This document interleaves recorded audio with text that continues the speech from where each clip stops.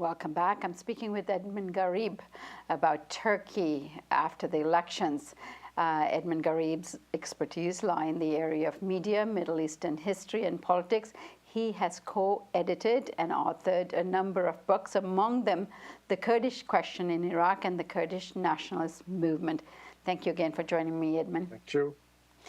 So, Edmund, what has taken place in the elections and what can we expect in the next few months?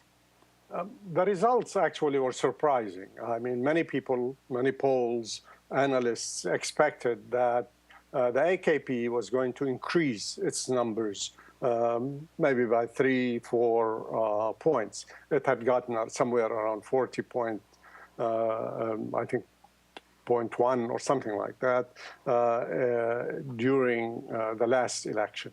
But I don't think anybody actually, maybe even not even the government, expected that they would get the 49%. That's quite a jump from the 41%. So the reasons, I think, are that the government may have succeeded in using the environment which emerged after the June elections. There was an environment of increasing tension, increasing violence, especially with the rise of tensions between the PKK, the Kurdish nationalists, the Kurdish Workers' Party, and the government. There were incidents of terrorism, one in the city of Suruc when a group of Kurdish leftists and progressives were going to Kobani in Syria to try to help build a school.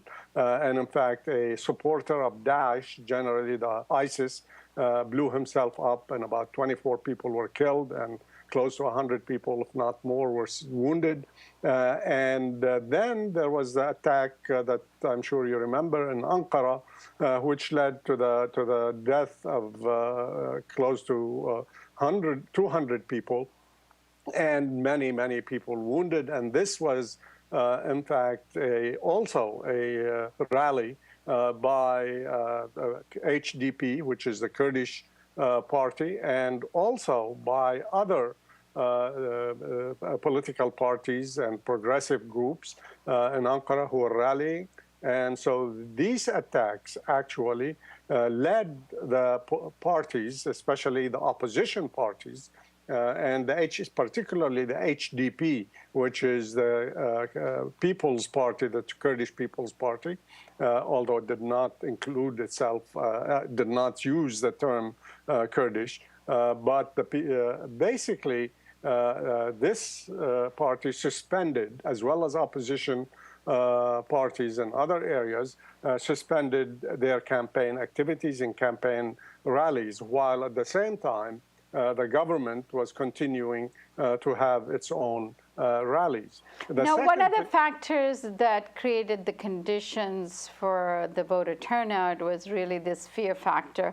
A lot of people were scared of going out to vote. I understand that at many polling stations there was a military guard, as well as the conditions in the countries, particularly given the attacks that you just cited. There was an issue of the voter turnout for the opposition parties. Yes, clearly that was a very important issue in certain parts of the country, especially in the Kurdish areas.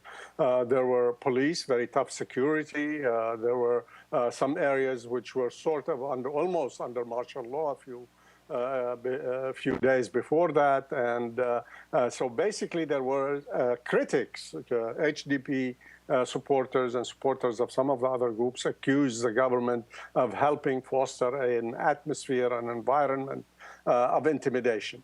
I think there is no doubt that while many people believed that this environment was the responsibility, or it was blamed on the government, nevertheless, it appears that many people within Turkey came to the conclusion that it may be better to have one-party rule, and so they rewarded the AKP because they wanted stability, they wanted development, because they the value the Turkish currency, declined heavily against the dollar. And also there was another, I think, very important factor which contributed to this. And there was, if we take a look at the results of the voting, for example, which parties lost the most? Yeah, before you say that, Edmund, I also want to say that in spite of the fear factor and people feeling threatened and scared, there was still an 83% voter turnout in terms of eligible voters, which should be commended.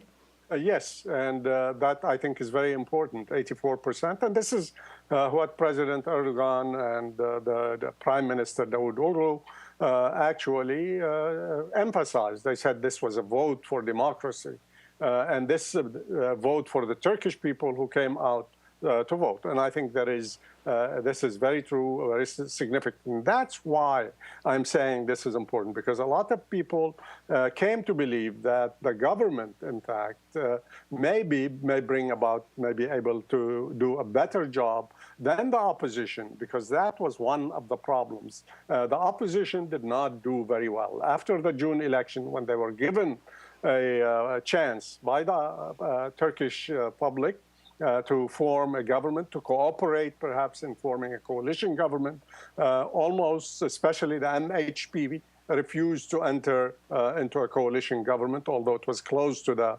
AKP, but although a couple of its members joined the government. Nevertheless, if we take a look, the MHP, by the way, is the Turkish Nationalist Party. Its leader focused mostly on anti-Kurdish positions, and at the same time, he was critical of the AKP and the Prime Minister and the President. And so as a result, this party, which had about 80 members in the parliament, they got something like 16% of the vote. They came down to 11.9.10, close to 12% of the vote. So in fact, they lost a large number of votes.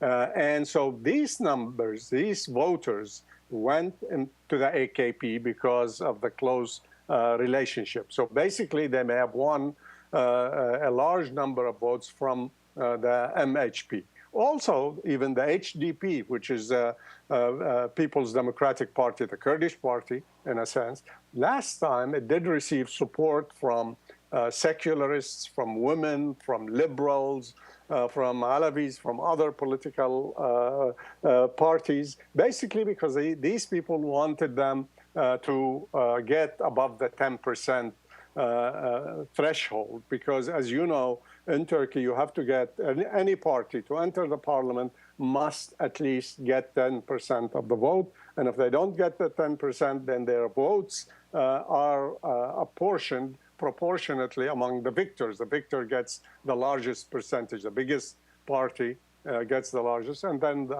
some percentages are given to the other parties. So this is a problem, one of the problems actually, that is an issue. In any case, so both of these parties lost. The HDP had something like 13.1%. They came down to, they lost almost 3 percentage points. And part of this, again, may have been because the government in part said that the HDP is an extension of the PKK, the Kurdish Workers' Party, which is recognized and by the Turkish government, or seen by the Turkish government as a terrorist organization. So that clearly was a factor. So the government was able to use the violence, the atmosphere of violence, the atmosphere of intimidation to its advantage. And many people believed that the opposition, which was unable to work closely together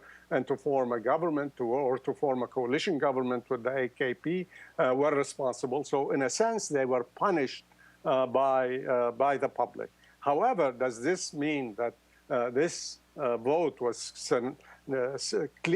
certainly a vote for the policies, all the domestic or the foreign policies of the AKP?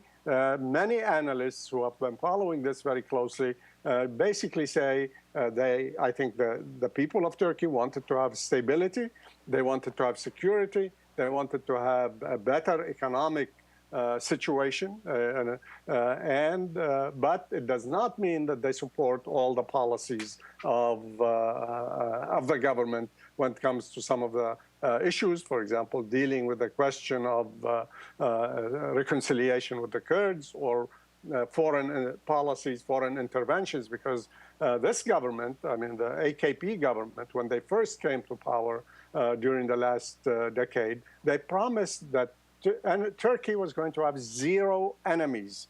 Well, now it almost has zero friends among its neighbors. That's what we were talking about. It does not have a good relationship with too many of its neighbors. In fact, it has a hostile relationship with most of its neighbors. So this is not something that most Turks agree upon, although the government used Turkish nationalism in order to solidify support among those nationalists who were very much concerned about the rise of what they saw as the rise of PKK violence and their concern about the establishment of a Kurdish entity within Turkey. And the rising threat of ISIS Absolutely. as well. Yeah. All right, Edmund, thank you so much for joining us today, and I appreciate you. Thank you very much. Pleasure to be with you again. And thank you for joining us on the Real News Network.